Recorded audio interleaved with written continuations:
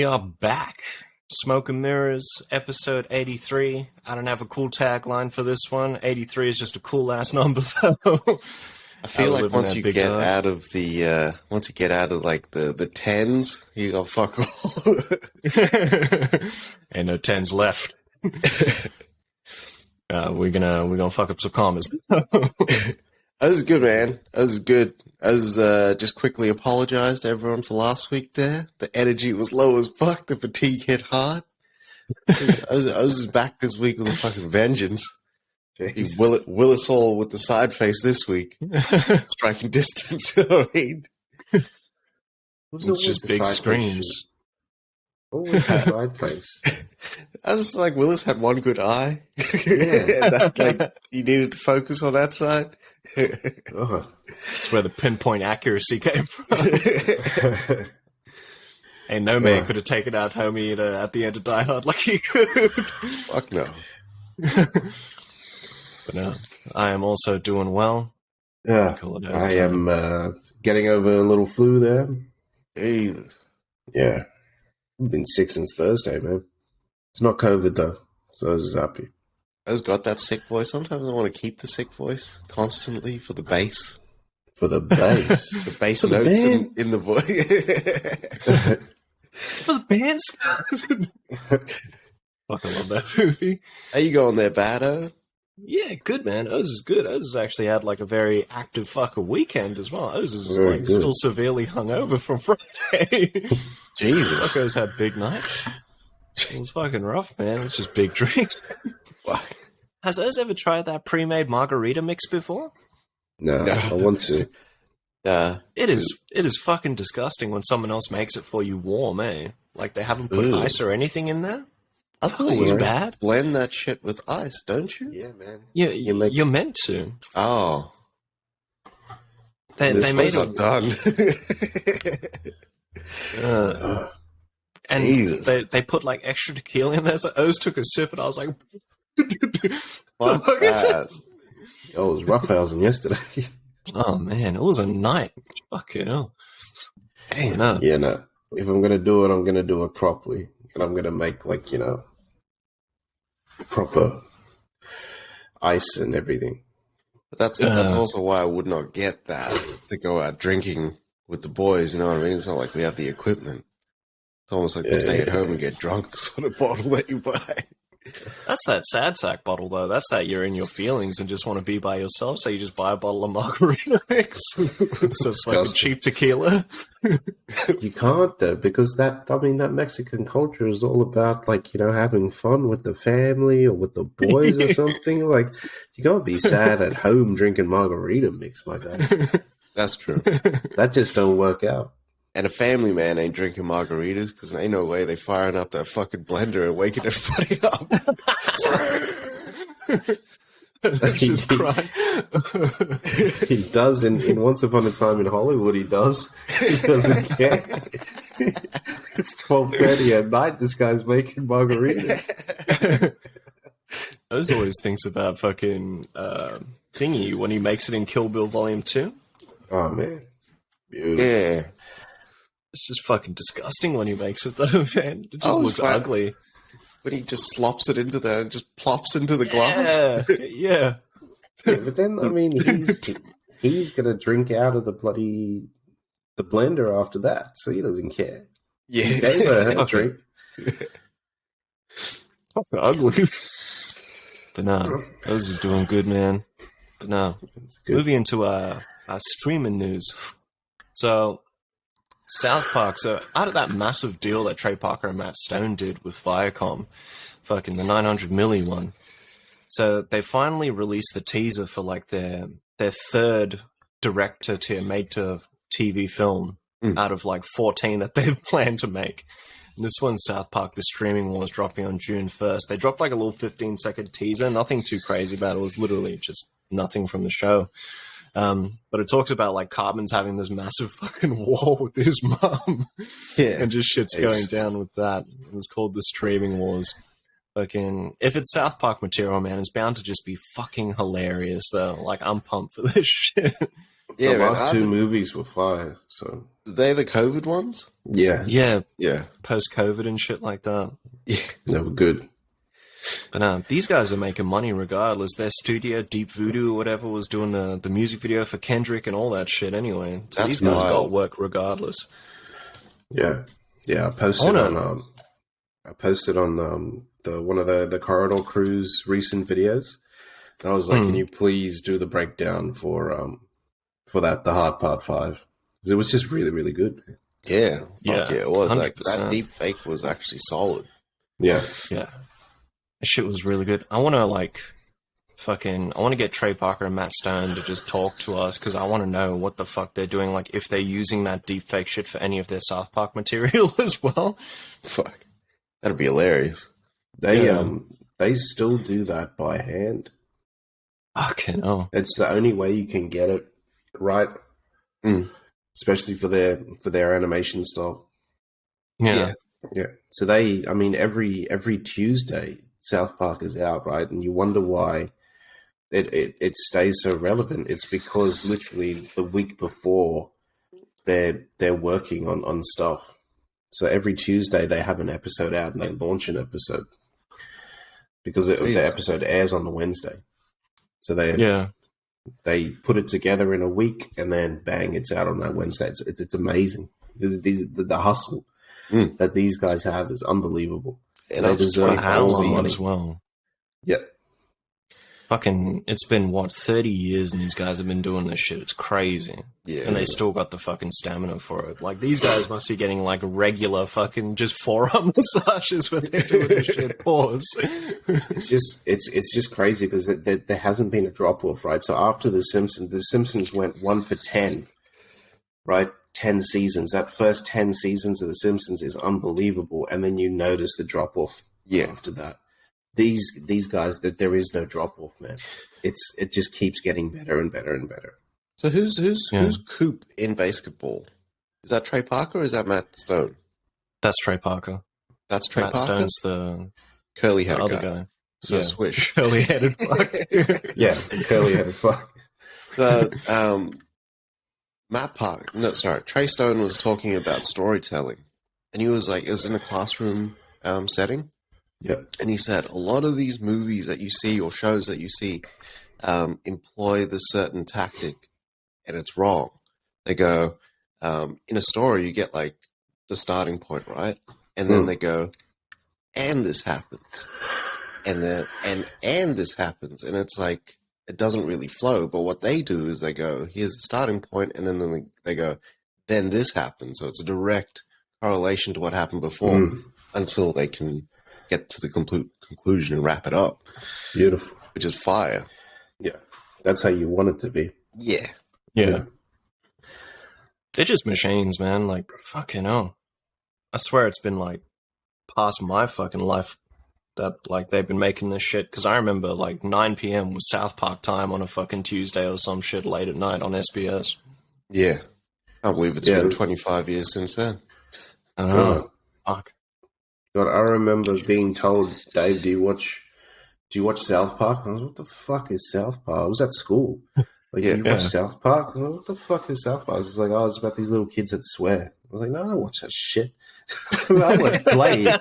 That's what I'll watch. And then I watched it, and it was the best thing in the world, man. Yeah, I didn't expect that. Fuck. Call it it's almost like the that episode where they have Fat Albert on there. It was like fucking like us watching South Park for the first time. Oh man. Fat Albert kicks ass. Oh, fuck. But yeah, this is June 1st that this is coming out. So this is around the corner, literally like 2 weeks and a bit, and we'll get this. Yeah. That's mad. Yeah. That's so cool. And that's it. That's it for our streaming news. So on to our film news there. Yeah. So Halle Berry is she's signed on now. Definitely she's gonna do Aya's Motherland. So I'm pretty sure we've reported on Motherland before, right? But this is about a mother and her twin sons, and they're getting tormented by these evil spirits for years. And what's his face? One of the boys starts questioning, like, is it really evil spirits? And then what's his face? This bond in the family is broken, and then they have to literally fight for survival. So this sounds pretty cool, man. It sounds like what's his face? They was just gaslighting all of them for years. Yeah. We was gaslighting y'all for years, and then what's his face? Okay, no, it's not true. It's just people fucking around in your house. Yeah. Like, it could be someone, like, living in the attic for years. Yeah. The other people under the stairs and shit like that. Yeah. Just fucked up. I think that's even scarier. The people under the stairs? Because they was eating motherfuckers, that's why. Yeah, or someone living up in your roof. Like, I that don't even shit scares me. Like, we get possums and whatnot sometimes. I don't even like them hits, like, on my roof. Can you imagine one of them in your roof? Yeah, Nah, fuck that. Just the sounds you would get. Fucking speaking of, like, people fucking with homes, there was these homeowners that got kicked out of their house, and before they left, they put all their dirty dishes in fucking vents underneath the floorboards. So the next people coming in would just smell like just bad shit all the time. Did they hate the people coming in? Oh, They must have. Like, they were just doing petty shit to do petty shit. I've heard stories of people, like, eating prawns and then, like, taking the tails and putting them into the bottoms of the curtains before they leave. And then people just don't know where that stink is coming from. Just burn the house. Fuck all that, man. Yeah. So David Cronenberg is on a fucking tear right now. So he's got the Crimes of the Future coming out. He's also going to hook up. this. Yeah, he's like take a mad break and then come out fucking just like gunning Guns cause. blazing. Gunning the chief. So he's going to get Vincent Cassel double cheeked up on a Tuesday because they're reuniting for this film called The Shrouds. This sounds fucking crazy. So Vincent Cassel's character is like a widower, and he's a business owner, right? He's like a technology engineer or something like that, innovative businessman. Anyways, so he's an entrepreneur, and then he's kind of stumbled onto this technology and created this technology where he can almost commune with the dead through their death shroud.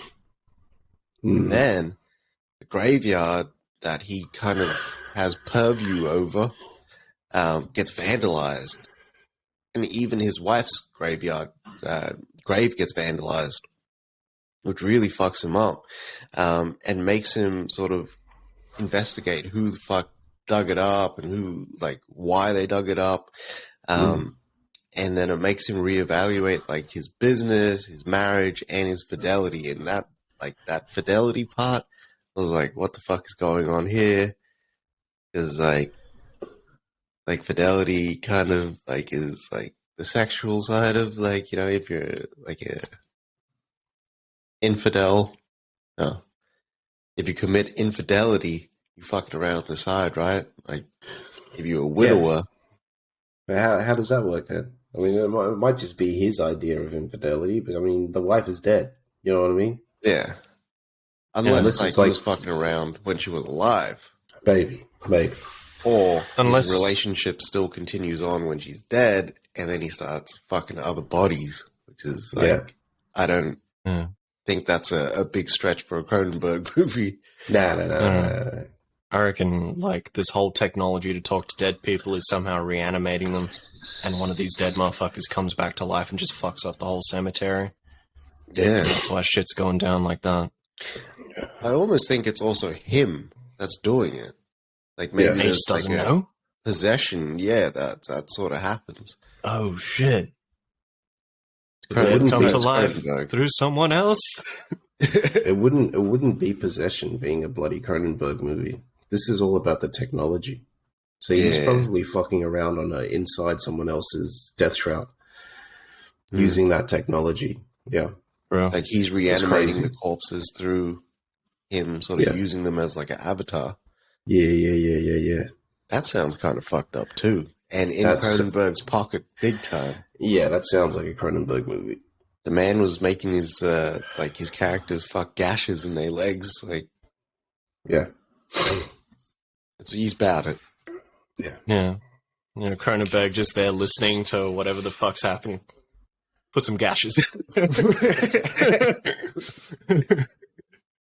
It's just weird that he can do a movie like that and then go and do a movie like Eastern Promises, History of Violence. History of Violence, which is so different and off-brand for him. But feels And then- Cronenberg. Yeah, and then still pull it off. Pause. Like, Yeah. it's just... Like, I always think about Eastern Promises. I saw the scene the other day where he's got that guy on the what's his face on the stretcher, and he looks at the guy and he's like, "I'm going to remove his fingers and his teeth now. You might want to leave the room." I was like, Jesus. But what I like about Cronenberg, like even going back to The Fly, is that there's this concept, right, that's really dark, heavy, and if it played as like a straight genre piece, it would be like schlocky. Yeah. But he injects it with enough sort of shock reaction from the characters that it actually works on like an emotional level. Yeah. Like it's an actual emotional journey. Yeah. I mean, That's why he it's the took king. that. He took that story of literally an undercover cop, which we've seen, 1,000 times now, and made it different. Hmm. Like Yeah. for Eastern Promises, it's just different. Yeah. Or even History of Violence. That's almost like the undercover Yeah.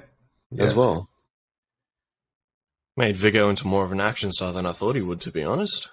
Yeah. Like, in that movie. Like, You did Viggo, not bad expect. motherfucker in there, too. And Yeah, Ed I Harris know. is nefarious as fuck in there as well. Yeah. I just loves that man. Joey. He's the best. He is the Yeah. best. Yeah. 100%. Ed Harris never phones it in. I've never ever seen him phone it in. Never misses, Yeah. eh? No, he doesn't. He was in bloody what's his face? The one with Marky Mark, Pain and Gain. Yeah. And Yeah. he was really good in there. True. And then Westworld, he's just amazing. I think Ed Harris I could play love Freddy that Krueger. He could have back in the day. But I He could. love his character in Westworld. For me, is just the best thing in the world. Yeah. Even Kills him it, in even him in National Treasure 2 was really good. I actually wanted to see more of Ed Harris's character. Exactly. Yeah. I don't know, he plays the likable bad guy, but he also plays a really good guy as well. Like him in The Rock Yeah. is unbelievable, man. Like you feel like really stuck to the cause there when he's explaining fucking everything. Yeah. Yeah, when General Hummel gets on the line, you listen. Like it's so Yeah. weird. Yeah. Because I can talk through that whole movie, and then as soon as Ed Harris is on screen, Yeah. Yeah. Yeah. Like, I believe I was him just at the start. I did believe him at the start. Actually, Maybe I thought there was a real bloody terrorist operation going on in bloody Alcatraz. You know what's fucked is that Alcatraz low-key looked like Lapa as well. Like you could go to does. Laperouse and it looks like that's where they shot the Rock. It does. Fucking shout out to Laperouse, man. MI2 and shit. Mm. No, what do you call it? Ed Harris is a fucking king. But no. So we also have so we got Joe Keery from Stranger Things as well as the man Liam Neeson, and they're teaming up for a film called Cold Storage. But so Cold Storage is about now there's this like super deadly virus that's been made, and they seal it in this fucking laboratory, right?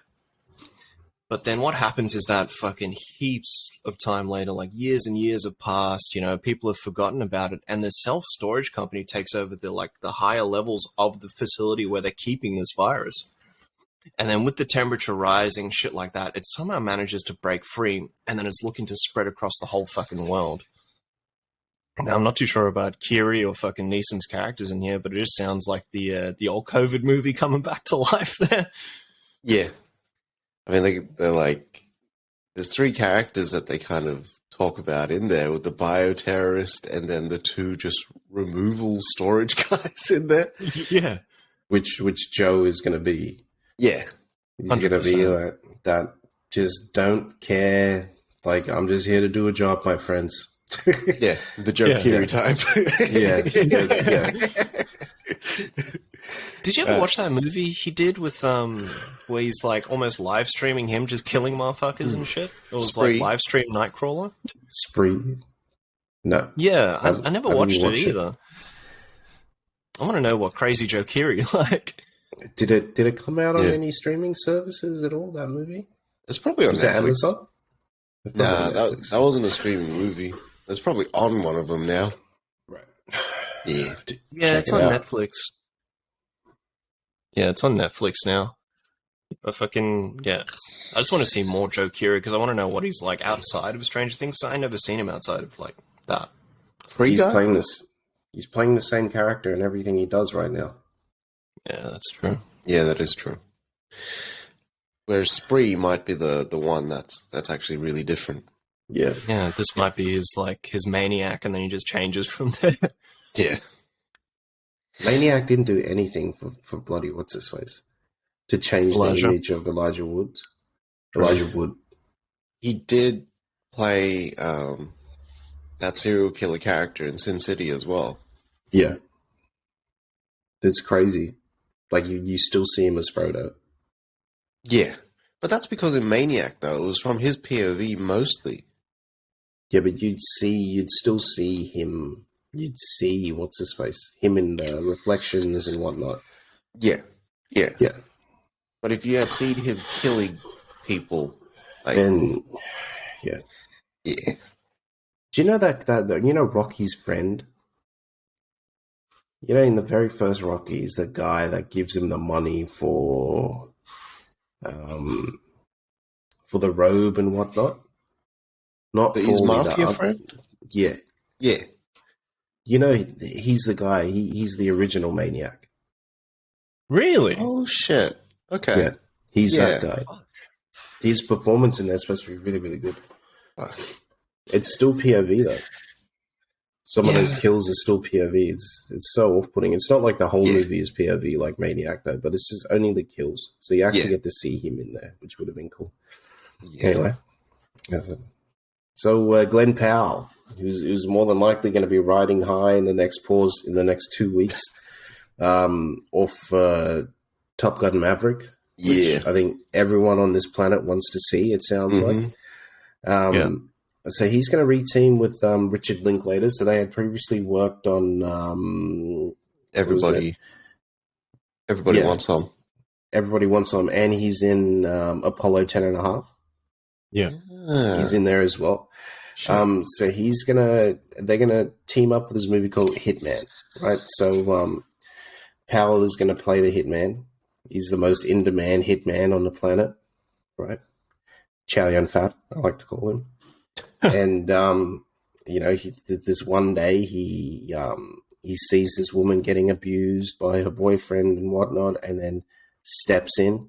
The woman's going to be played by Adria Arjona, who was in Morbius and Pacific Rim Uprising. Yeah, and then like, you know, obviously people go after them and all that other stuff. Yeah. This sounds pretty good. It's crazy that like he's a cop who's also undercover. Yeah, he's a Houston cop as well. It's very specifically Houston cop. Yeah. And But like listen to my UGK. I already know these people. but like how are you undercover as like the man hitman, you know what I mean? Top of the food chain. That's why they had to put it in Houston, my friend. The department was just like, just let him kill. That's why. Jeez. Just get it done. Get it Like done. that. Yeah. So yeah, man, this could be cool. It's Linklater, so I'm not expecting like a full action extravaganza. It sounds to me a little bit like what's his face, The Killer. So yeah. Except he didn't wound this chick. Like, I don't know how he shot this chick in the eyes, and then she was going to get surgery to fix it. But you know, who knows? Laser. That was the John Woo, the John Woo thinking. Just blind her, and then we'll fix it after. Yeah, we'll fix it in post. It's fine. It's fine. It's fine. It's fine. It's fine. This sounds pretty cool, though. Yeah, yeah. I can't wait for this, actually. Yeah, because I'm I can't remember any Glenn Powell movies. I don't think I've watched. I thought he's just brand new. I thought he's just one of those brand new guys. Probably just is. Came up now. Like he co-wrote that Hitman movie. Okay. Yeah. Those are like probably multifaceted, talented. Yeah, You know, best of the new bunch. Co-writing, you only need to add just a little thing, right, to get the credit. I'm serious. Yeah. And some people don't take the co-writing credit and take the producer credit instead. I would take the producer credit. As would I. This guy is my Al Ruddy voice on right now. This guy is new. Like, his biggest film to date is Top Gun. Like, other than that, he did a couple. He was in Camp Cretaceous, and that was it. Like, he's done like a couple side parts other than that, but Camp not a lot. Cretaceous. All right. Yeah, all right. he That's plays also fire. Danny Miles. That's who he plays. Right. That sophomore class. I was going to do like a sophomore, like the XXL cover, but for actors. Actors just do ciphers based on the movies they'll be in. Too many napkins. Horns. Neon has acquired this movie called Mother's Instinct with Jessica Chastain and Anne Hathaway. Yeah. Like Dave was talking about it before, it sounds very similar to that Parallel Mothers that just came out. Yeah, I thought it was literally just the English version of that. Well, it's weird because it is a remake, but it's a remake of the Belgian original. Yeah. That same director's coming back, and his name is... it doesn't have it here. That's all right. His name is Julius Jones. So what the story is about is these two mothers, right? And they both got two sons. But then there's this tragic incident that kind of rips a hole through their fucking relationship and just creates like all this distrust and suspicion and fear and sadness and grief. And it sounds really fucked up in terms of the balance that they create with the two mothers, the two sons. But then, like, if one of them's imbalanced, what does that then create between them? I don't like shit like this because one of them kids is going to die and that's going to fuck me up. I don't like it. Yeah. I don't like it. But that's cinema, though, when it challenges you. I have to watch it, find the meaning in it, because that's like people's experience, you know what I mean? Sometimes it's just like that keeping up with the Joneses type shit, and then something happens, and yeah. What is that J line? All the somethings and the lies leads to mistrust. Leads to distrust, and you start to mistrust. Ever love again. In the law, Yeah. the lies and the mistrust. What is it? Something before. All the somethings and the lies leads to mistrust. Leads to distrust, then you start to mistrust. Now it gets tough to ever love again. Yeah. Anyway. Someone play that fucking song. And the anger and the sorrow mixed up leads to mistrust. That's what it is. And the anger and the sorrow. Yeah. Yeah. They should just play that over the trailer. Even if it's just the... That's the best Pharrell track ever made. There you go, Neon. Already did the fucking marketing materials for you. Just get Jay to sign off on it. And then we're good. Please, Mr. J, do it. Like, that's all I need to hear is just, yeah. It's usually after, like, the mic drop line in the trailer, and then it's like, and then, yeah. Beautiful. So we got Mads Mikkelsen. So he's reprising his role from Polar as Duncan Visler.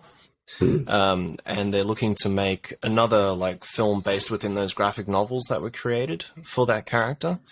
So this one would be more so a prequel to Polar than anything, but how the studio is actually positioning this, that it's going to be a completely new take on the actual story. Considering the reviews that were received for Polar, I haven't watched it myself. I heard it was okay. Yeah. I didn't mind it. I don't know what they were expecting. I liked it right up until they killed the dog, almost like 3/4 of the way into the movie. No, halfway. Mhm. And then I was like, that was unnecessary. That's a bit much, don't you think? Get John Wick in here. But yeah, this one is based on the same character again. And how this one works out is that, so Mads Mikkelsen's character unveils like this conspiracy around like that this group of killers is being protected, and they're looking to unravel that. But then with him slowly digging like through that fucking rabbit hole, he becomes the #1 target. So it's almost like Polar again, except he's not fighting for his pension. He's fighting for the truth. Yeah. I like the story of Polar, though. The story of Polar sounds fucking mad. Yeah, that was sick. But It was good. this is like part of like a series of like graphic novels that start from 0 to 4. But this one's actually 0. Yeah. Yeah. So this is the original. Polar was 1. Yeah. It's like a prequel almost. So they can kind of reboot and sort of sequelize it weirdly. Considering Polar is volume 1 and there's 2, 3, and 4, like this is bound to have like, more in the tuck, you know what I mean? Yeah, like what big happens time. after that? Yeah. Because he's the old assassin that's like now going through shit. The biggest takeaway from Polar is that Mads Mikkelsen can pull off action like a motherfucker. Like he looks good doing it. Yeah. Yeah, I was just thinking, like, can you imagine him being the head of the table Oh fuck. for John Wick? He'd be sick in John Wick. He suits the tone as well. He's got that European kind of flair that John Wick kind of thrives on. Yeah. He would nail it. He doesn't need to do Fantastic Beasts. I think he wanted to do that. In everything that's happened, like, I need to see Mads Mikkelsen just kick fucking ass. Like, I reckon Mads Mikkelsen, low-key, like, if they were like, all right, we're going to put you through, like, 6 months of training before the new John Wick comes out, and you see this guy just kicking everyone's ass. He's like, I've been training for 37 years or some shit like that. Like, man's just got a dark past, like Christopher Lee and shit. Like, he's been stabbed before and shit like that. You know, I would Mikkelsen... need to imagine what that feels like. It happened in 1963. I was on the beaches of Normandy. Jeez. Mikkelsen came up as a dancer, ballet dancer. So he's good then. He's good with movement. He's good with movement, man. Yeah. And that means he can get there. He'd be perfect with them. I mean, that's how what's his face learned how to time everything. Van Damme was ballet. Yeah. Blinken ballet. But that's why he moved so well in that Another Round movie. True. Yeah. Yeah. But no, that'd be perfect too. Ballet, fucking, he could work with Angelica Houston for Ballerina. Like, just get this man in. Yeah. As a bad guy for Ballerina, that'd be cool. Actually, Yeah. But I don't want to see what's his face. Him. I want him to fight John. Yeah. 100%. Yeah. So fucking good, man. Yeah. Yeah. Like, I might sit down and just watch fucking Polar as well, because I need to get some kind of bullshit action movie into me. It's not bad. It's 2 hours. Check it out. You know what I mean? Also, The most interesting thing for me about this story is that it's not on Netflix. It's the first property I've seen Netflix take and sell it to someone else to make something, rather than doing it in-house. I mean, a movie like this is only going to be, 30 million? 35 million max? Like, I mean, you don't have big, giant names in there. Mads isn't asking for $30 million. Like, no. You could do this movie. True. I think at this point, Mads just wants to work, eh? Like, he just enjoys his job. But they could make this really special, though, and actually be a hit, especially if they market it sort of alongside John Wick. Yeah. Because it is kind of like that story. Yeah. What do you call it? this guy is pretty down to earth as well. Like, he was talking about meeting, like, when he was in that Zoom interview, him and Daniel Craig, and he just seems like he's fanboying the whole time. Like, he understands his status, but he's just a normal dude, you know what I mean? Yeah. You're there smoking cigarettes on Zoom meetings, like, getting embarrassed and shy and shit like that. Those guys are like really, really, really good friends. Those guys since Casino have been really good friends. Yeah, since then. Yeah, like those are boys, man. Because they had to trust each other so much. I mean, Craig is there in the nude, and he still has to try and be tough, and he'd just take the piss out of him every single day. Yeah, that's what they do. But that's how you would cut the tension, though. In a scene like that, like this dude's like half naked in a chair, you know, like he's pretty vulnerable. Yeah, his balls be out. Like awkward. You find out all that sweating that. Oh, sorry. All the sweating Lashif was doing was just because of the nerves. I always think, like, what would happen if he, you know, I mean, he's naked. They cut the seat out of the chair. Like, if he would have just fallen, like, they'd have to send one of the henchmen in and get him out of there. His cock just goes straight into his belly button. That's wild. All right. So, the GOAT is making his comeback. Yes, sir. He is. To me, he is. He's one of the GOATs. So Kevin Spacey, as you know, he's got a new movie coming out called Peter 5'8". Yeah. It's going to debut at Cannes, hopefully. They're looking for you know, worldwide sales at Cannes, so I'm hoping that it gets sold. So Spacey is going to play Pete. He's this charismatic man that shows up in this town in a black sedan, and it's a small mountainside town, and basically sounds like he's going to start shit in this town. It sounds like what's his face? What's that movie with Ed Harris? Needful Things. Yeah. Yeah.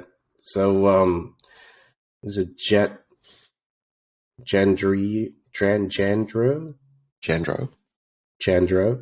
She's going to play Sam, who's this glamorous real estate agent who's really, you know, an alcoholic with a dark secret. Rebecca De Mornay is going to come in here and play Brenda, who is who Peter targets for information.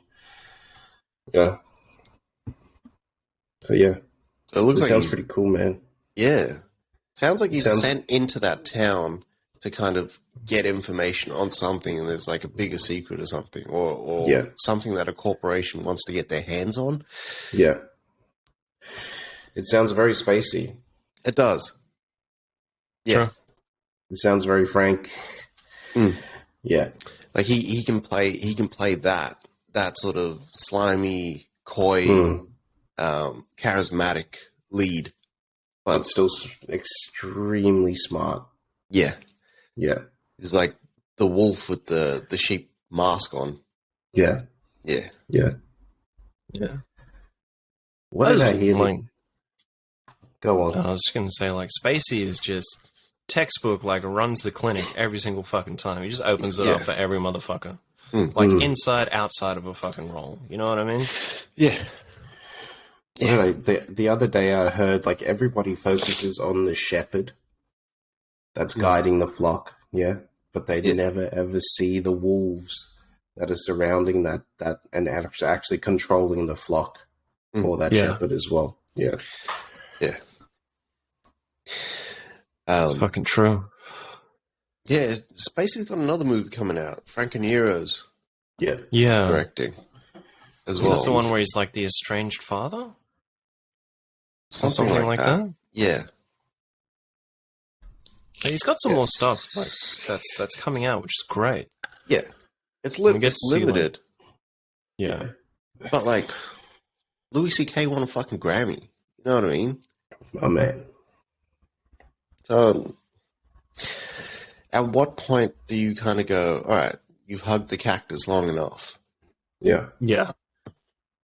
How long will we drag this man until we let him back and do what he enjoys doing? You know what I mean? But that, that's wielding that cancel culture like a fucking weapon on people's livelihoods. 100%. Whereas, Like, there's a court case going on. What are we exactly? What are we seeing right now? Like, it's just like everybody canceled Johnny Depp straight away. Bang, he's bloody, he's guilty. He really did this shit. And then you start, peeling back the layers. Both of them aren't perfect. No. I understand that. But he was never an abuser. Mm.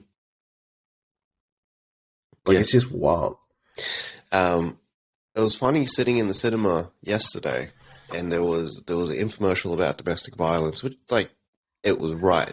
Like, you teach your kids, like, you don't engage in that sort of behavior. That's and right. take your anger and frustration out that way. Yeah. And, like, some things that people say aren't, like, they aren't correct. Like, he doesn't like you. But they didn't also put it on the female perspective as well. And then say, like, you don't hit men. You don't have that fucking right. It goes both ways. That's right. They don't get it, man. But those are the females that fuck around and find out. You know what I mean? Like, I would never, like, it's just not in me to hit a girl. But I don't think it's fair. You know what I mean? Same. I know I'm twice as strong as you. Yeah. Nearly 3 times as strong as you. Yeah. Like, it doesn't make sense for me to actually, like, engage in combat with you. Yeah. You put your fucking hands on me, and I'm calling the fucking police. Like, I'm that new guy. I'm not the fucking, I'm just gonna take it and whatnot. I'm calling the fucking police and go chill in jail for the fucking weekend. I'm gonna live my best life for the fucking weekend, my friends. Like, that's what I'm gonna do. Yeah. Living my best life would be so trash. Just for me, it's literally just movies, just quiet, and just movies. Like, that's all I need. Just, it's dog shit. What happens? It is. It's just not fair at all. But I just don't like the that assumption that the only rule is you don't hit women. And then if you flip it right, like you don't address women hitting men, it's saying that men have a tolerance for it and they're just okay with it. That's right. But it's not, because like when you put a man in that situation and he doesn't do anything, it's like it's emasculating. Yeah. yeah. Big time. And 100%. that same man is going to go through those feelings that you guys put so eloquently on the screen there, right? Yeah. They're gonna feel like, what's his face? They're gonna feel emasculated. Yeah. They're gonna feel like this is the way that she loves me. Yeah. Yeah. And if you're goaded. Yeah. Oh god. Like, if you're like, come on, hit me, pussy. Like, what the fuck do you do in that situation? And I wouldn't throw hands. I wouldn't throw hands. No, I'm not throwing hands. I'm calling the cops. They can throw hands legally. They have legal hands. Police's hands is rated E for everybody and shit. They were in fucking Baltimore, that's for sure. Shit. Okay, big time. You fuck around and get that stun gun out. Fuck. Call it a day. Did you see the video of that guy and he tries to fight that policeman? And you see him start swinging and the cop just steps back and fucking tases this dude. And you see it's one of those guns where it's the line. Yeah. And it hits this guy and he just looks down. And then he just fucking, it's fucking out, dude. Yeah, man. And you fuck around and find out, man. Don't mess around. Silly thing, man. And that's it for film news this week. All right, BD, are you ready to fan the hammer? Pause. All right.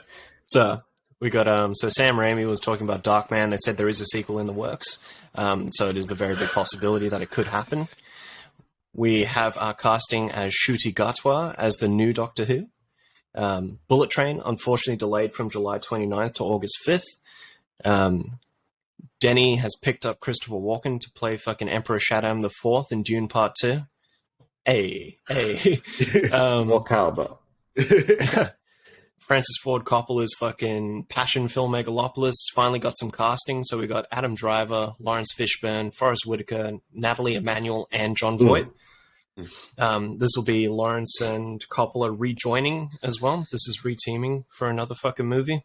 Oh yeah. We've got Dan Stevens reteaming with Adam Wingard for Godzilla vs. Kong 2 as well.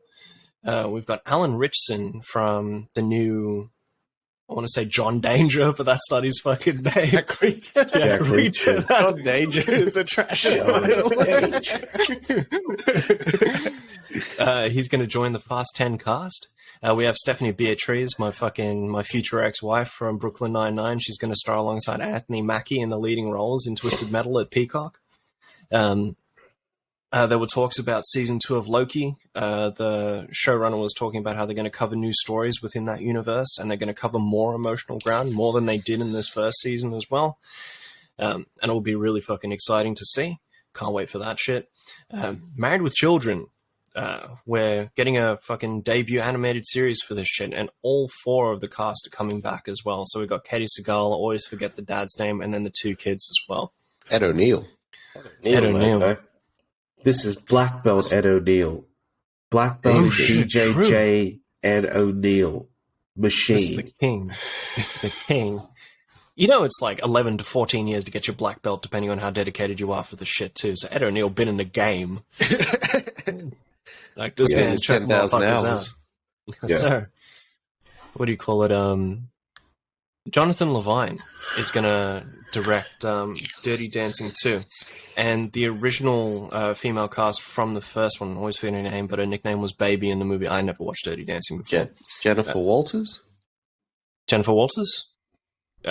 So she's coming back. She's not going to be the main character in this one, but it is going to be a new love story, a new romance in there as well. But her story is actually going to intertwine with that too, and how all of that's going to occur. For Scream 6, we've got Hayden Panettiere, Melissa Barrera, Jenny Ortega, Jasmine Savoy Brown, and Mason Gooding reprising their roles in Scream 6.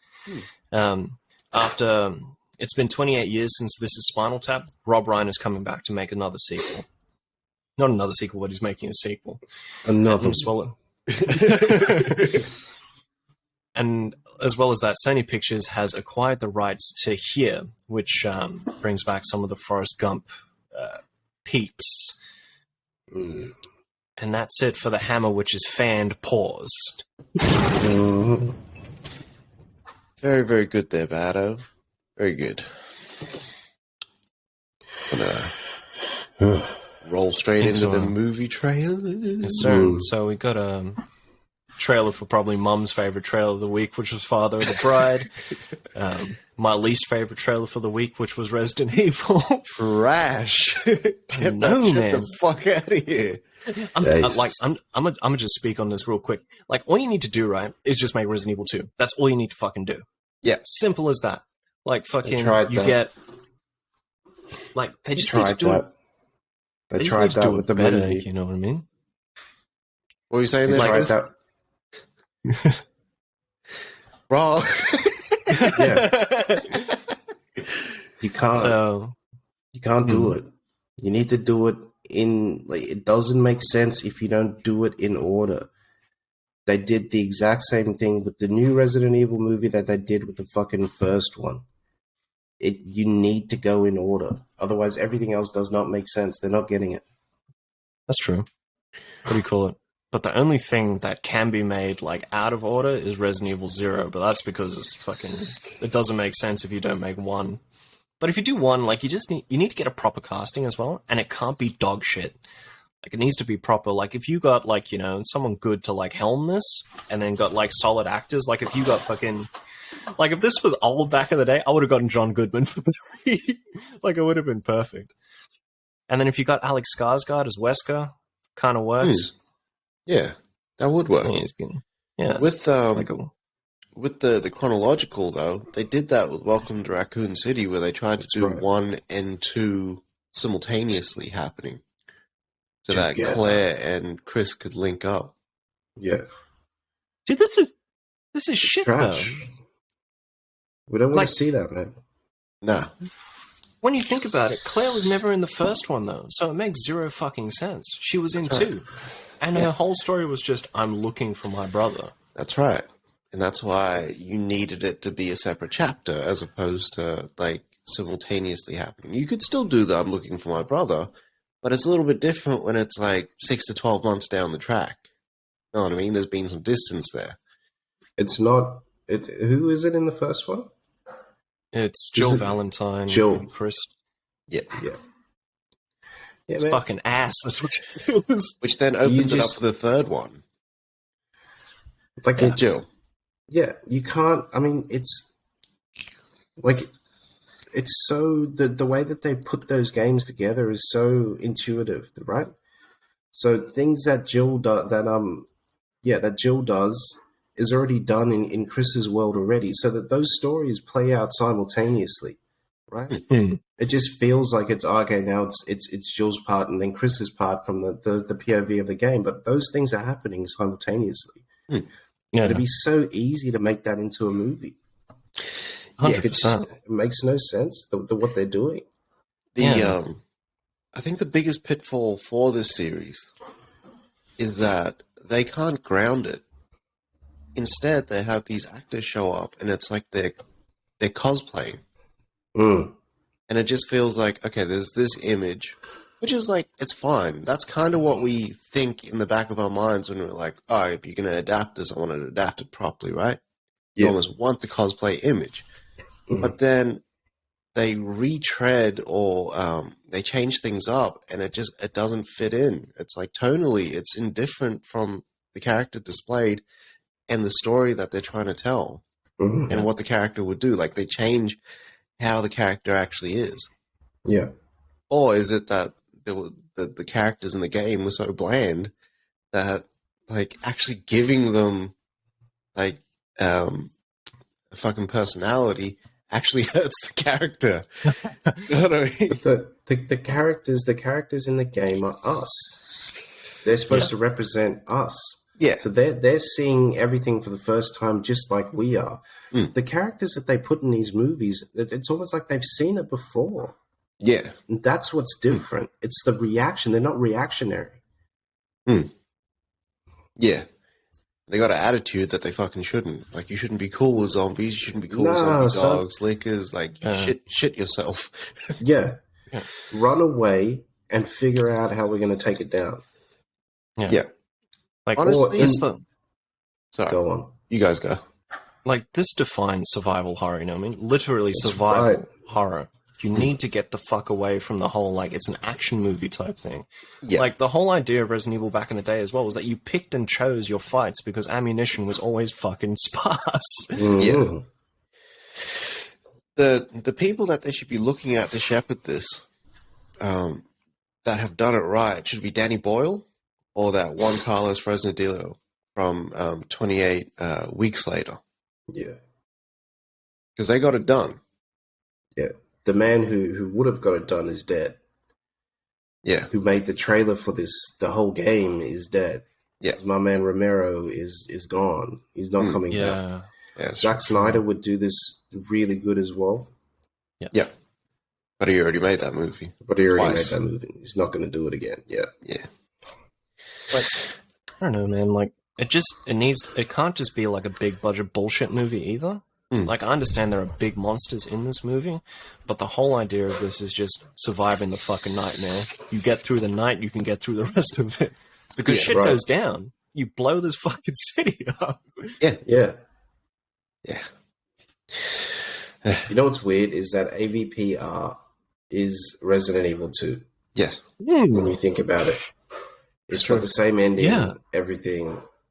I Yep. mean, that big Pred alien is literally Big Willie Burton. Yeah. Like that's how your movie should have been structured. Yeah. Exactly.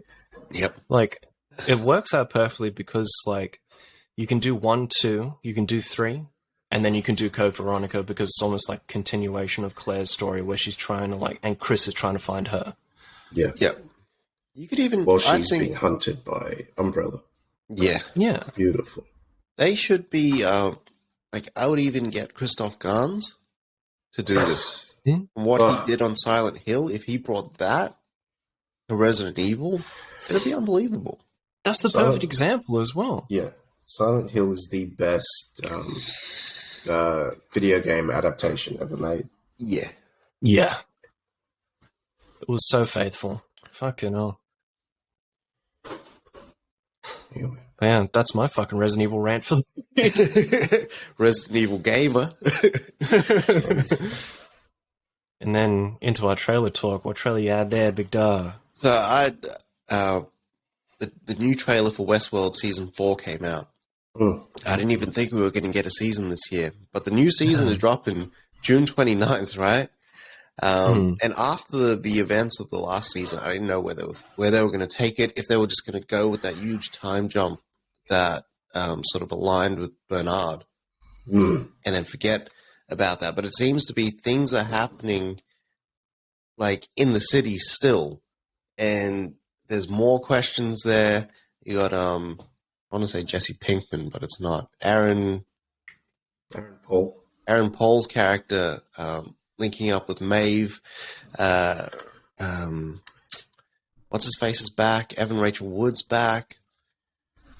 And they're still in the city, but it seems like there's something else going on because it almost feels like the city is kind of a Westworld or a city world because they've got like a big old fucking planned out thing there. Luke Hemsworth's character's back. Is it Luke? Yeah. One of that Hemsworth brother's back. And it looks like Bernard's also going into what looks like a digital version of the original Westworld. Because there's shit happening there as well that he's exploring. So there's almost like these 3 layers. It's like the digital layer, the park layer, and then the background support layer. And all of them are just kind of, it feels like they're converging in this one. This shit's just, like they go into the corporate fuckery of it, but then there's them actually living their fucking life and trying to get out of it. I can't wait, man. Same. Like, as soon as I saw this, I was like, all right, so Westworld is coming back. And it's like the greatest thing. It just brings back memories of what I've seen before. Yeah. And just how good this show is. It doesn't get enough play, this show. No. Like, it's crazy. Yeah. Yeah, I thought the 3rd season was probably the hardest to watch, but there was still so much shit happening in there. That was fire. Yeah. That's my still need trailer to for watch the this week. show. Watch that, dog. I've never watched Westworld. So good. Like 30 so episodes. Paul's got it. I think Paul's got it, so I was going to sit down and watch it. I think he's got 1 to 3, but then you guys got the Blu-rays as well, eh? Yeah. I'll hand them over. I was just holding on to the edge of that case. White knuckles. Call it.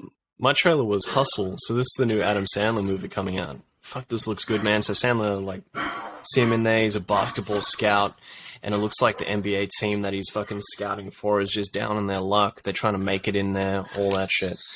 And fucking, he finds this guy from Spain that is just an absolute machine.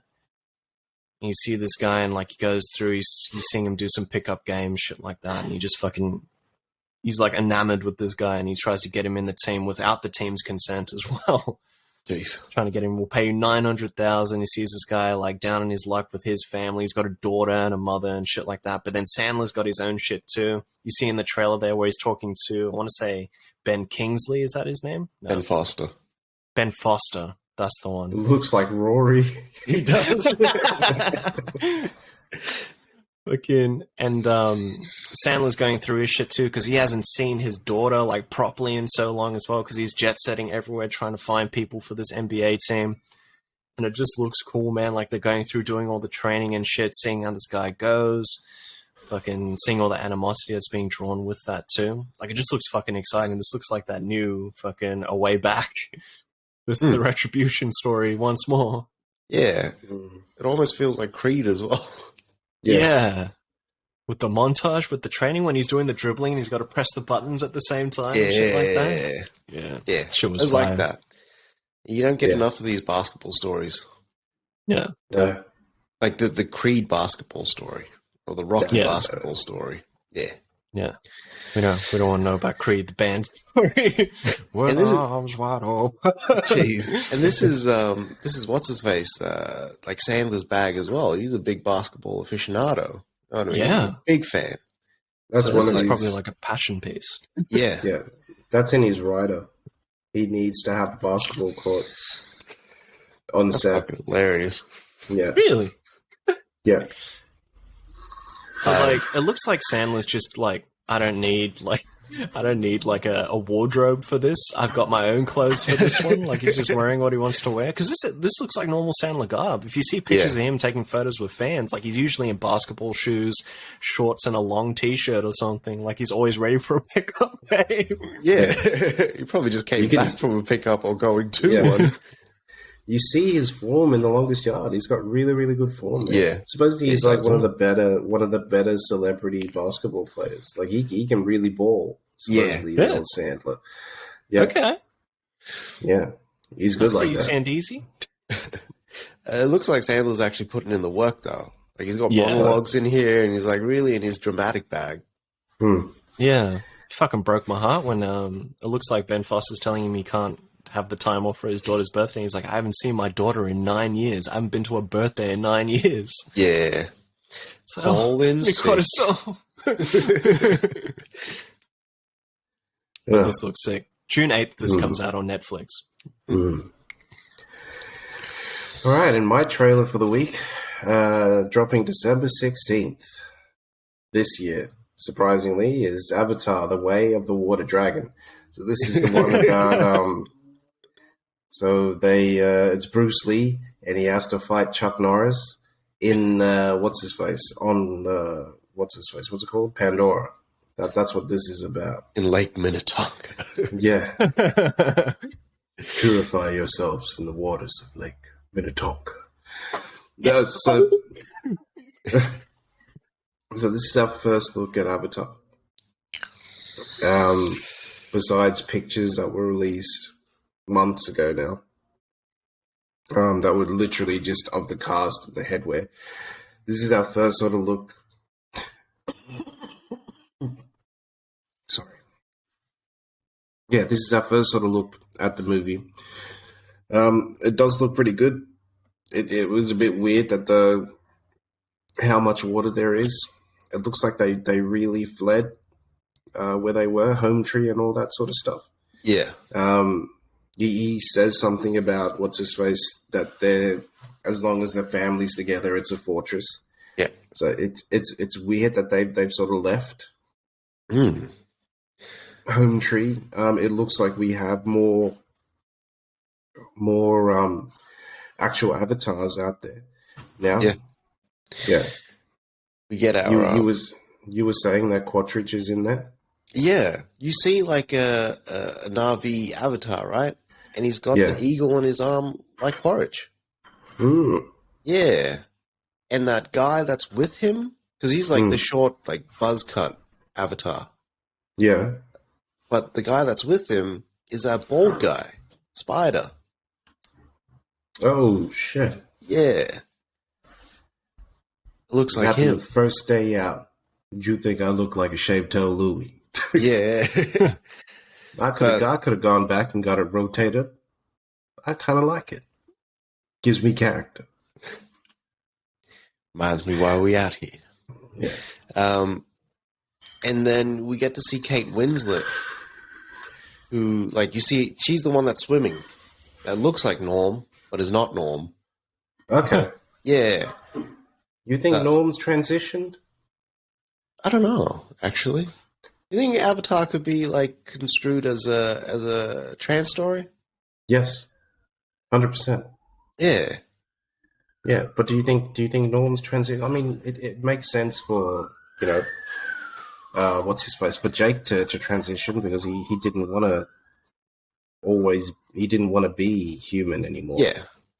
But do you think Norm would have done the same thing in that same ceremony? I think he could have. He very well could have. I mean, Sigourney Weaver's coming back.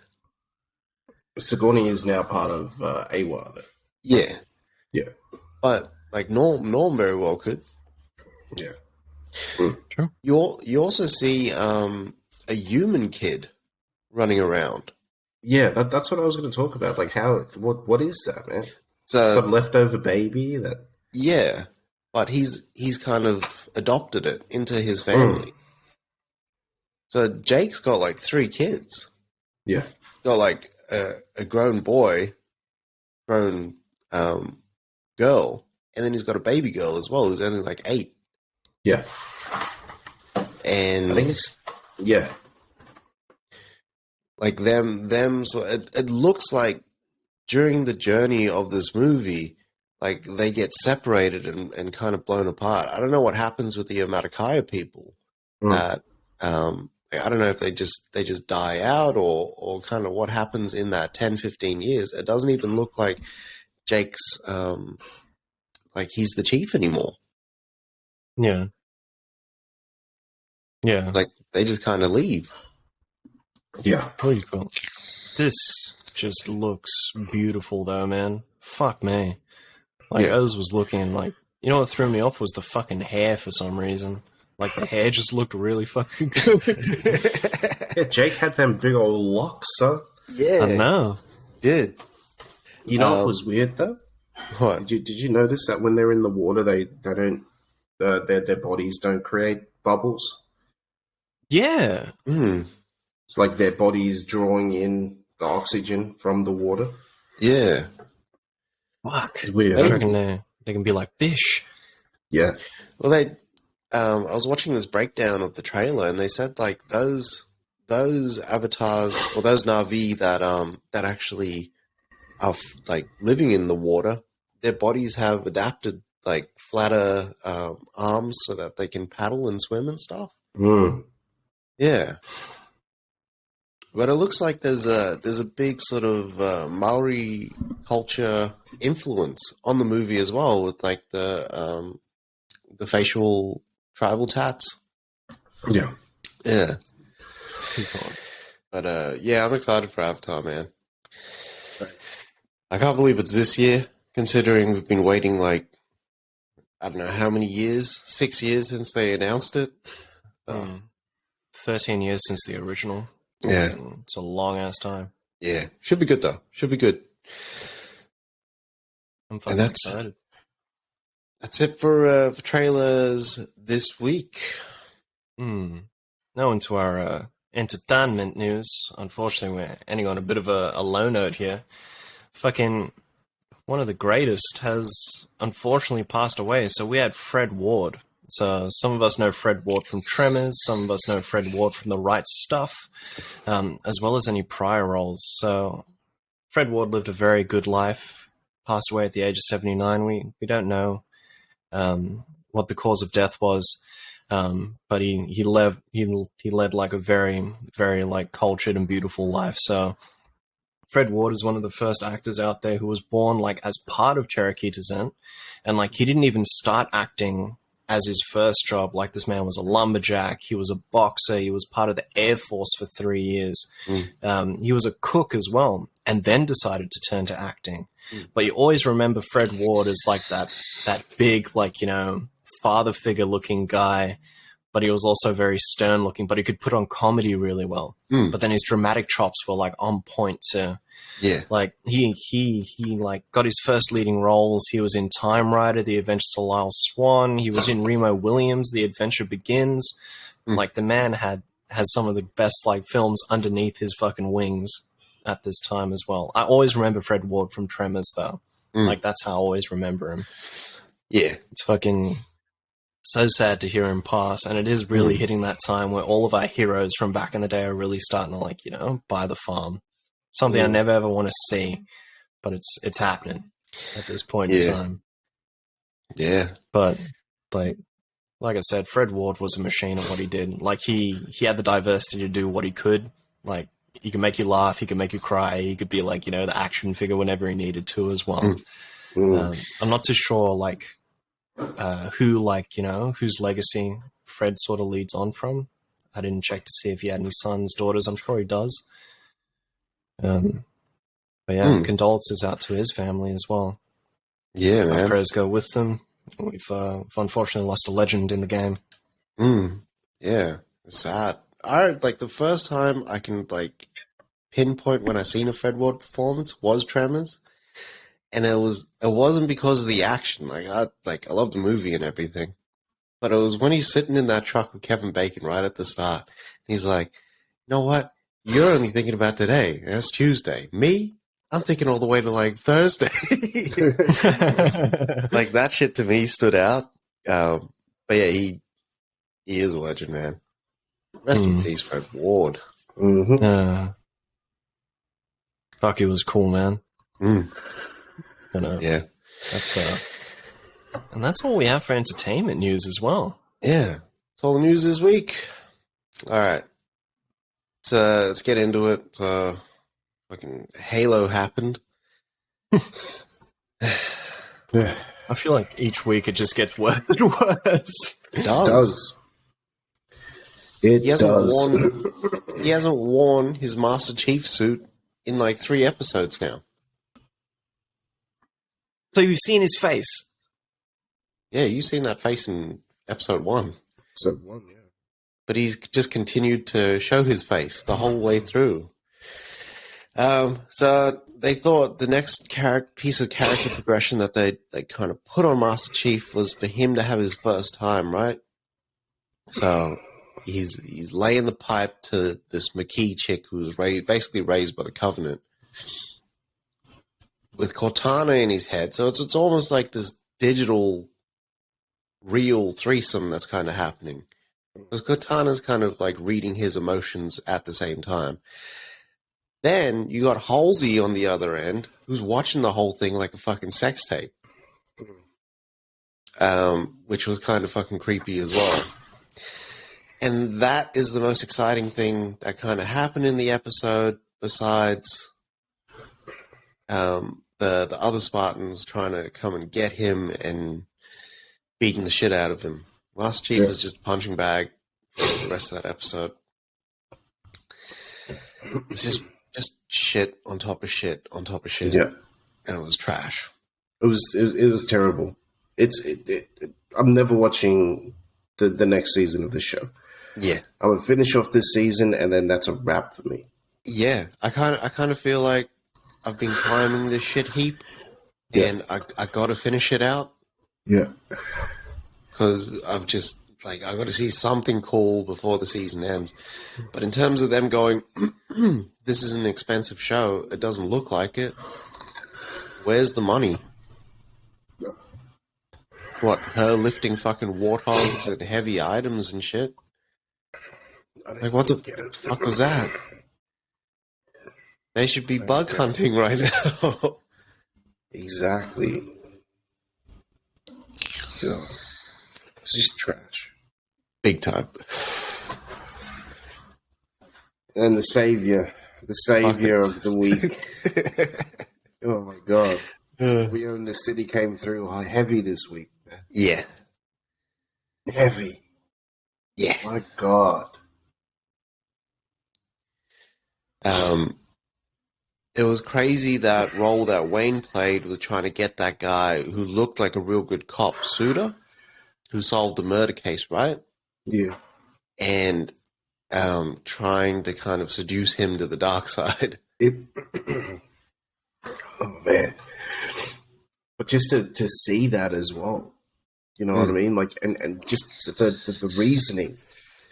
The reasoning is crazy. It's like they don't pay us enough. They don't, like, you know, it's like we do this thing for pennies that, like, you know, helps the community so much. Yeah. Like, this is our money. This is like a bonus for us for doing our job. Like, that's right. Crazy.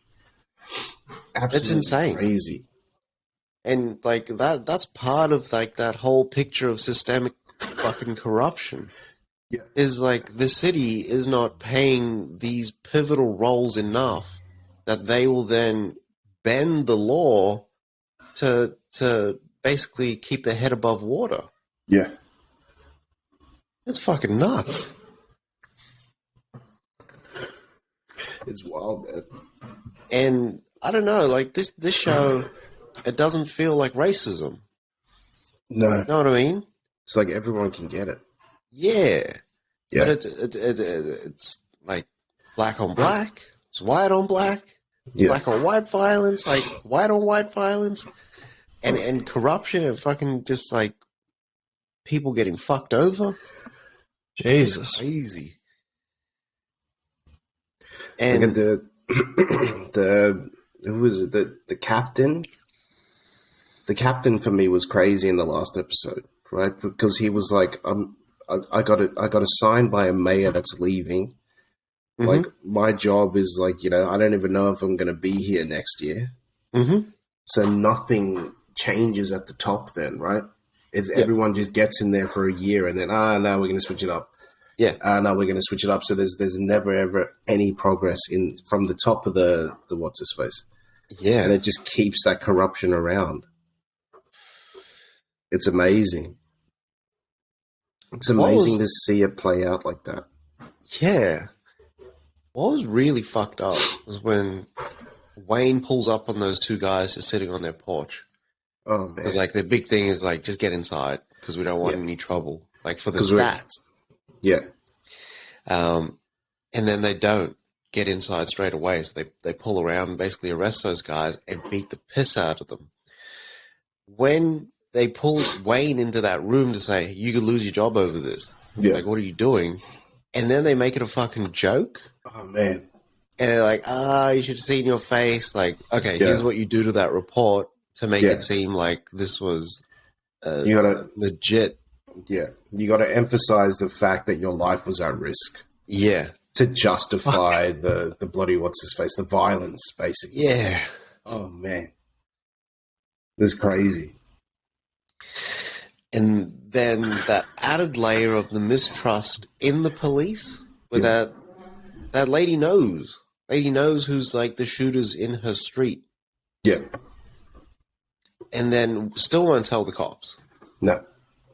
And then like that Suda guy. This is why I kind of felt like why is he kind of getting corrupted? Because he actually did some good on that street. He could have started to then turn things around on that street and actually make a difference in that community. But then it's that cash that just brings people to like basically say fuck the rules. Yeah. Like they don't apply to me. Yeah. Those rules do not apply to me. Yeah. The what's his face? When they bring their sergeant, whoever it is, into that interrogation room, and they're like, because you robbed that guy, he owed money to another person on the street. Yeah, that guy got killed. You're going away for bloody murder. Like that was crazy as well. That was you see scary. The direct response to their actions on the street, like it's just it's so cool, man. That was fucked up. What was even crazier was that police union that would protect those officers. Could corruption happen? Yes. Has it happened? We're looking out for our people. Wow. It's all about the money, B. Yeah. Those if the union guys don't back your guys in the field, your guys stop paying money to the union. Yeah. They lose their money. Fucking hell. It's crazy. Crazy. I'm loving the different levels. And like at first I was like, oh shit, this is bouncing around like a lot. Yeah. In terms of the years and stuff like that. But the picture that it's painting now, it's making sense. Why they're doing that. Yeah. You even see Wayne when he's off duty at that strip club. She's like, you're a cop?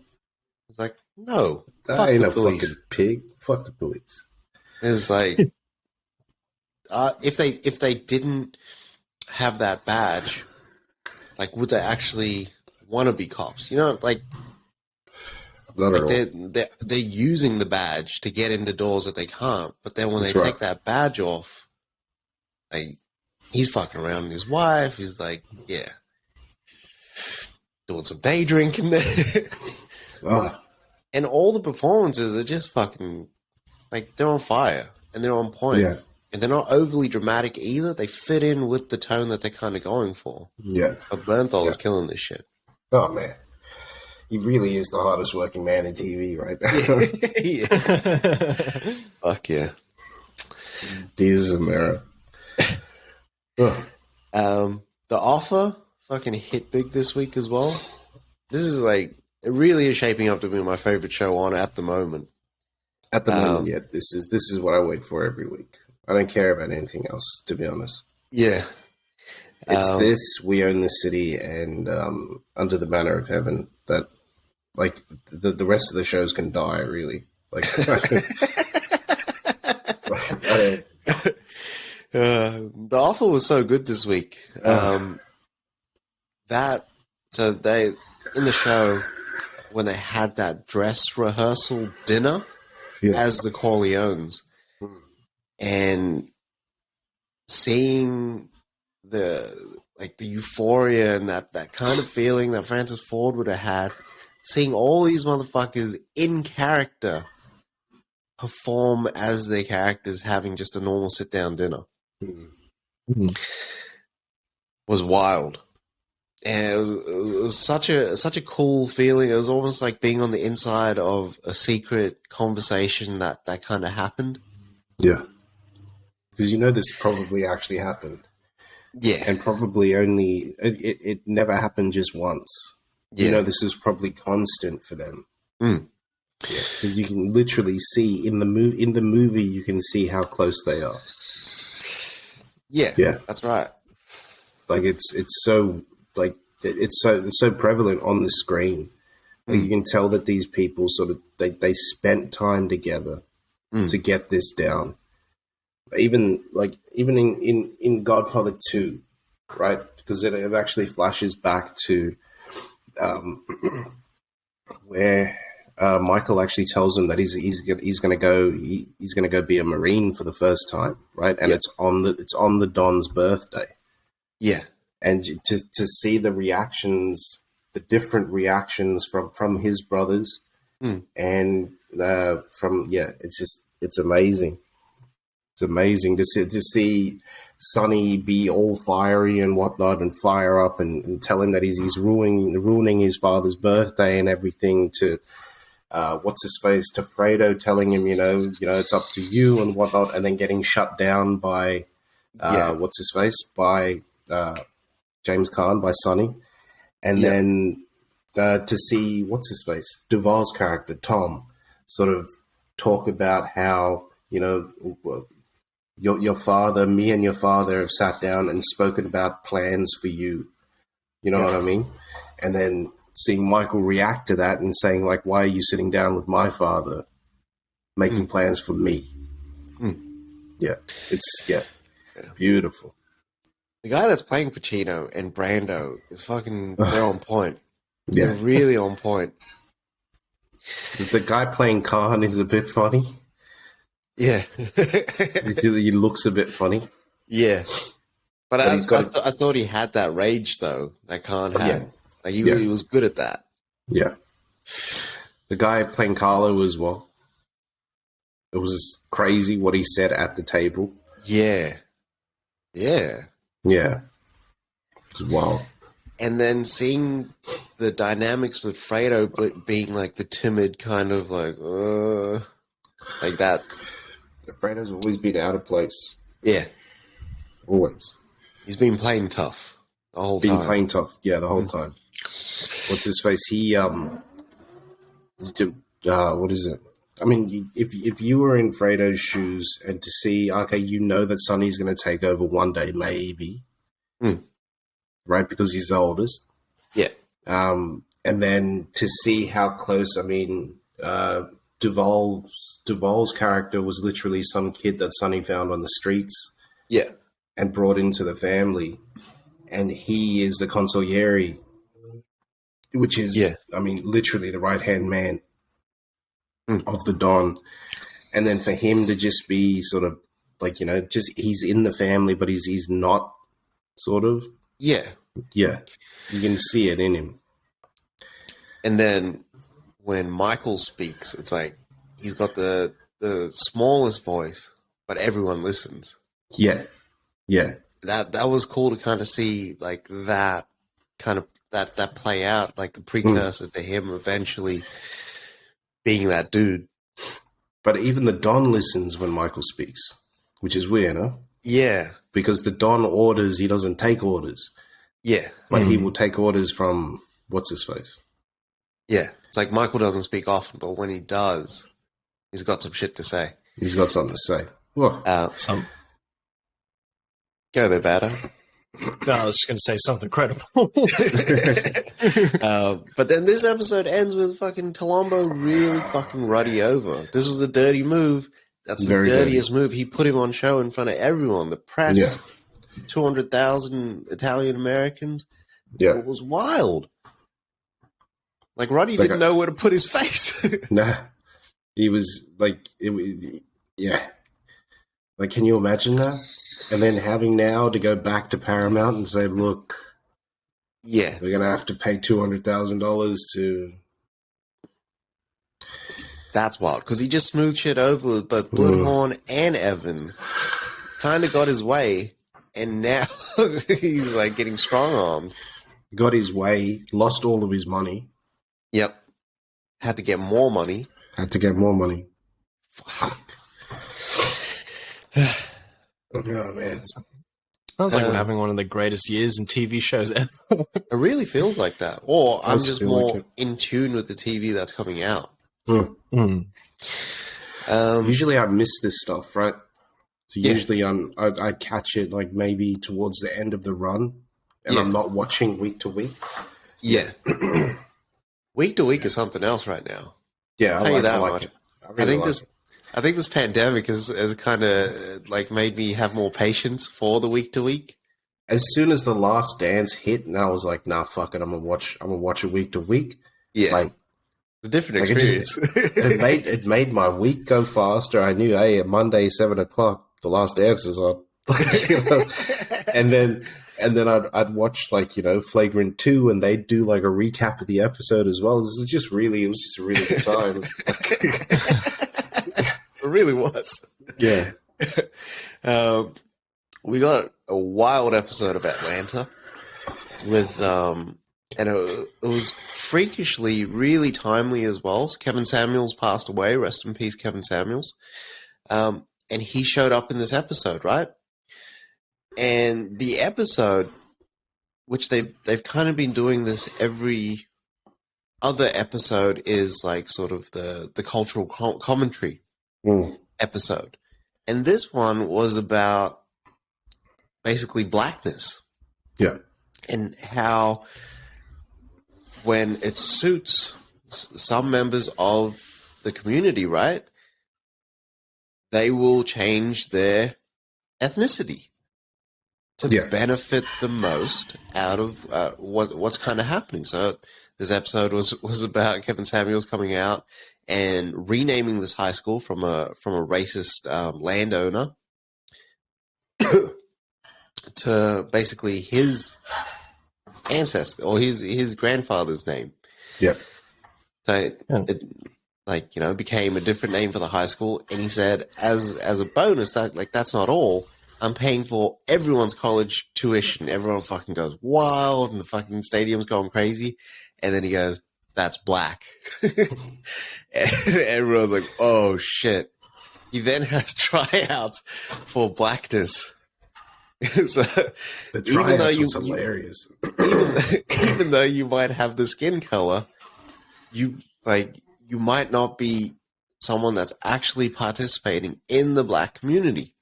So he's asking, like, what's 5 things you can mix with Hennessy?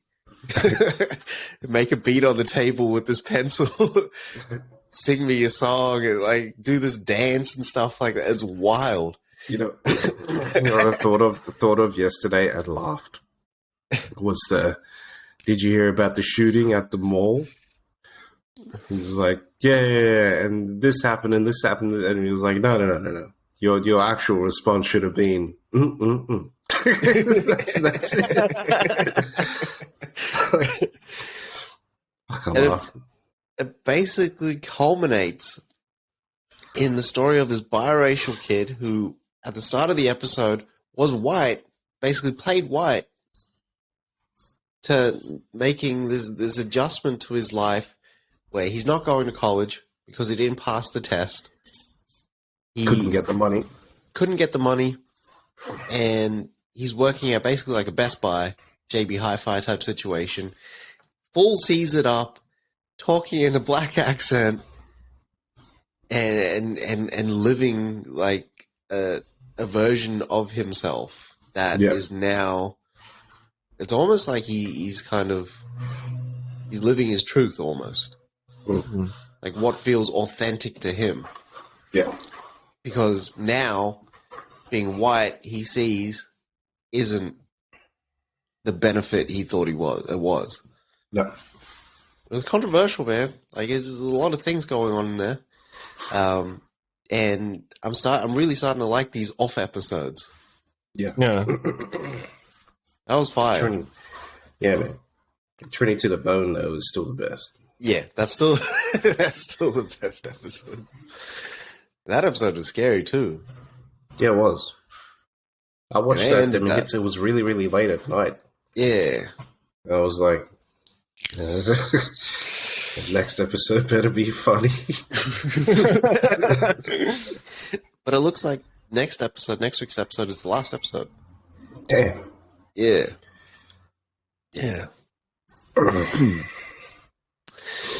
So we got our. So me and you actually watched a little Strange there. Beat pause. Yeah. We've seen Doctor Strange 2: Judgment Day. This time it's war. Yeah, which is I really enjoyed it. What I appreciated the most from Marvel was that they just went, "I'm gonna give you a 2-hour movie. I'm gonna go back to that, and it's gonna be this quick run through, and then it's done. Like." You don't get to have the extra 30 minutes of fan service, exposition, and a massive other set piece. Like, this is it. It's just this really short and sweet chase through the multiverse that did a lot, I thought. It really grounded Strange, and there was a lot of surprises in there. I thought it was a solid sequel for me. Here's Doctor Strange. Here's the MacGuffin. Figure it out. Yeah. Like, that's literally, yeah. And they didn't make you wait long for that. There was no like, oh my god, it's a twist. Nah. It was like straight away in the first 10 minutes. Like, yeah. Yeah, take it. Take it and go. Take it and go around with it. So, with everything that's happened... Oh, sorry, Doug, you go. Yeah. No, I was just going to say, that's really what Raimi brings to the the picture. Yeah. He simplifies things. Yeah. What do you call it? With everything happening, does this help to connect everything? Like, in regards to, like, with Wanda's appearance, shit like that? And how this multiverse actually sort of comes through? I thought it was going to be that. I thought it was going to be the story that changes everything, like Winter Soldier did, like Thor Ragnarok did. But it doesn't, or like Civil War did, sorry. It doesn't really do that. It's almost like I felt like it was a midway point for the multiverse, because that will now play a part in potentially Ant-Man 3 and other stories. The Marvels, maybe. I don't know. But it just... definitely the Marvels, right? Yeah. But it didn't... It was definitely my favorite movie out of this phase. So far. What have we gotten in this phase? Shang-Chi, Yeah. Eternals. Yeah, Spider-Man No Way Home. Like, that's just straight Marvel, though. Like, even though Spider-Man is part of the phase, like, I still consider it like a Sony movie.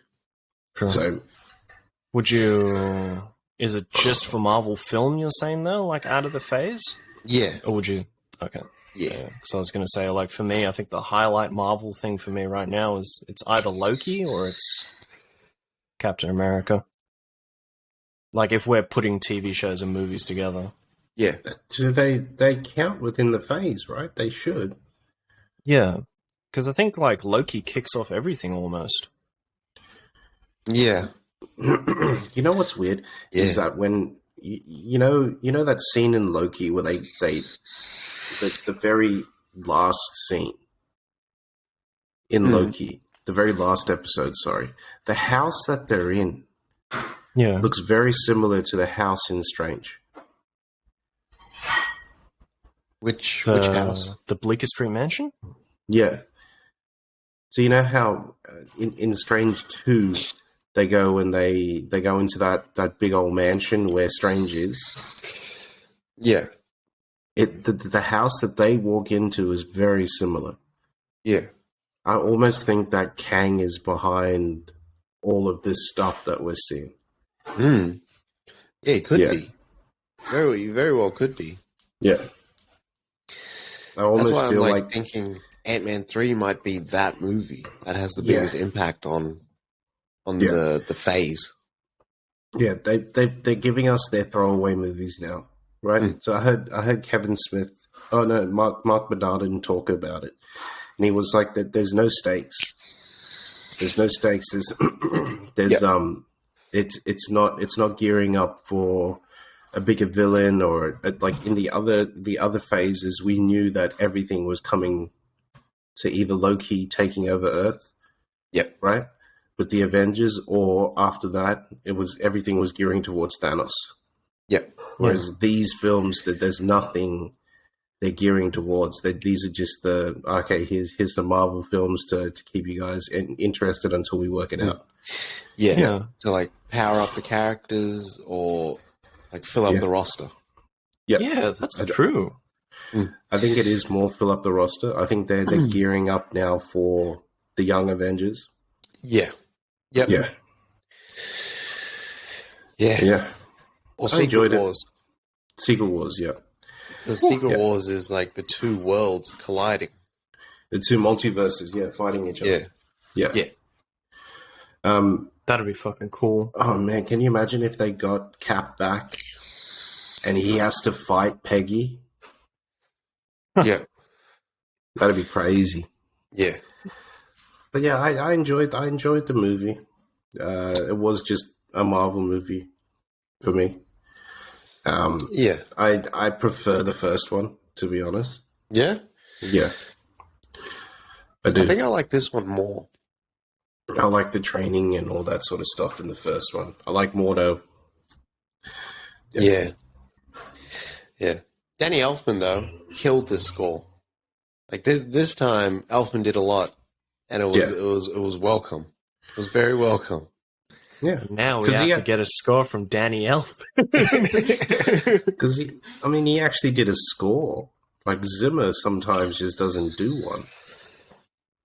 Yeah. Well, this is his bag, though. Like that gothic kind of, like that's Danny Elfman. Like the choir and shit happening, and the real sort of almost horror vibes. Like that's him. Yeah.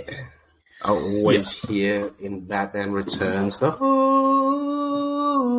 in the background. Yeah. And then there's just like the romp, the sort of the ramp up then. Yeah. Right? Beautiful. Yeah. You know, I fucking love it. Yeah. Like how they start off that first Batman. What do you call it? I'd love to watch like Batman and just have the orchestra in front, Danny Elfman's orchestra playing the fucking the thingy for you while you're watching the movie and see how it fits together. Fuck, it would be cool. He probably did it at Coachella. You know, Elfman did a set, and he was shirtless, and Elfman is in shape. Get it. Yeah. Elfman's wearing the suit. That's wild. Or he's just wearing the cowl with shirtless. Painted on. I know, kept the nipples updated. He's got nipple Disgusting. rings and tats and shit. Yeah. Yeah. And that's it. It's a wrap That for this is a wrap. episode. Mm. Yes, sir. It's dog. Get out of my head. long distance fucking drifting over here. Yeah. All right. You can catch us on all social media. We're out there. Twitter, Instagram, Facebook, TikTok. I think we're on LinkedIn. Twitch. But don't find me there. Love yourself. Love movies.